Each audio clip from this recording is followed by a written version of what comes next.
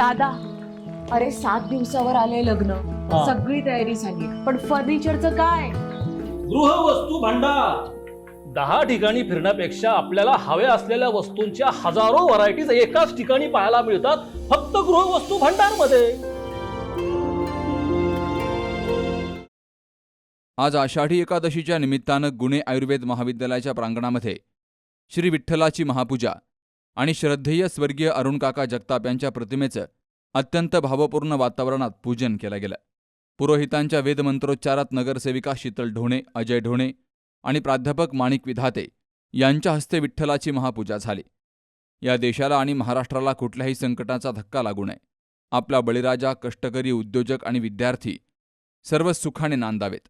आपल्या हिंदू धर्माची आणि संस्कृतीची विचारधारा अशीच अखंड पुढे जात राहो, अशी मनोभावे प्रार्थना विठुरायाच्या चरणी आमदार संग्राम जगताप यांनी केली. जगताप परिवार गेली 65 वर्षांपासून वारकरी संप्रदायाचा समृद्ध वारसा जपतोय. आज 4थी पिढी पंढरीची वारी करत ही परंपरा पुढे नेण्याचं काम करतीये. यंदाच्या आषाढीला काकांची उणीव भासत असली तरी त्यांनी दिलेले संस्कार आणि विचार उराशी बाळगून हा आध्यात्मिक सोहळा आयोजित केला असल्याचं आमदार संग्राम जगताप यांनी सांगितलंय.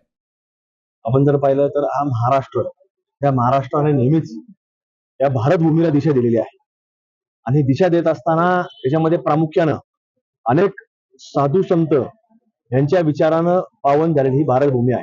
आणि त्याच्यामध्ये आपण जर महाराष्ट्राची परंपरा पाहिली तर आज आषाढी एकादश म्हणजे महाराष्ट्रातला हा एक फार मोठा वेगळा दिवस, एक पवित्र आणि पुण्याचा दिवस मानला जातो. की करोडोच्या संख्येनं भाविक हे पायी पंढरपूरच्या दिशेने जात असतात आणि आजही किमान कैक लाख लोक, 5-25 लाख लोक आज पंढरपूरमध्ये, आज त्या परिसरामध्ये आज असतात. मग कुणी कसं दर्शन घेतं, कुणी मुखदर्शन घेतं, कुणी मंदिराच्या बाहेरनं, गावच्या बाहेरनं प्रदक्षिणा करतं, की जेणेकरून त्याच्या मनामध्ये एक वेगळी भावना असते की आपण पांडुरंगाचं दर्शन घेतलं पाहिजे. म्हणून तो दिवस आज अत्यंत पवित्र दिवस मानला जातो. म्हणून ह्या हिंदू धर्म संस्कृतीप्रमाणे आपण पाहतो की वेगळ्या वाऱ्या या दिंडीच्या निमित्तानं देखील त्या ठिकाणी पोहोचत असतात.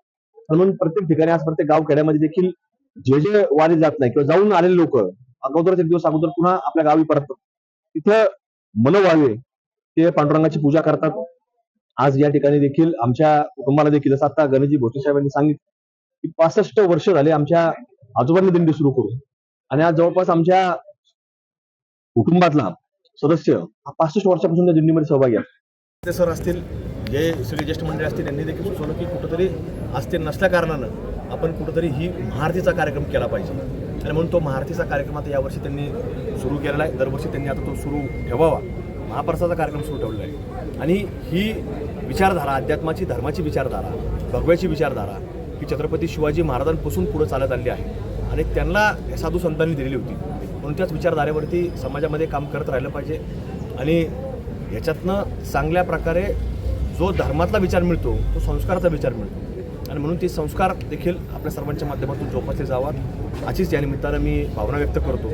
आज मुख्यमंत्री, उपमुख्यमंत्री हे सगळेच कालपासून पंढरपूरमध्ये दाखल झाले आहेत. सर्वांनी तिथेही पहाटे पूजा केली आहे. प्रत्येकजण आपापल्या स्तरावरती आज प्रत्येक तालुक्यामध्ये, प्रत्येक गावखेड्यामध्ये पूजा करतो. आम्ही देखील या ठिकाणी पांडुरंगाच्या प्रार्थना केली की या महाराष्ट्र हा देश अत्यंत चांगल्या विचारधारेनं आज जे जागतिक पातळीवर संकट आहे, तर ह्या संकटामध्ये कुठेही भारताला कुठेही धक्का लागू नये. आणि इथला शेतकरी असेल, इथला आमचा उद्योजक असेल, इथला प्रत्येक आमचा विद्यार्थी असेल, प्रत्येक कष्टकरी असेल, त्याचा हातावर पोट असेल, प्रत्येक एक सुखानं ह्या भारतभूमीमध्ये आणला पाहिजे आणि या भारताची विचारधारा ही अखंडरित्या त्यांनी पुढे ठेवली पाहिजे. हीच भावना आम्ही पांडुरंगाचरणी या ठिकाणी आज मागणी केली आहे. यावेळी राष्ट्रवादी काँग्रेसचे शहर जिल्हाध्यक्ष संपत बारसकर, नगरसेवक प्रकाश भागानगरे, माजी उपमहापौर गणेश भोसले, गुणे आयुर्वेद शास्त्र सेवा मंडळाचे सचिव डॉक्टर विजय भंडारी यांच्यासह महायुतीचे नगरसेवक, पदाधिकारी आणि नगरकर भाविक मोठ्या संख्येनं हजर होते. Shubham Pacharne, C news Marathi, Ahilyanagar.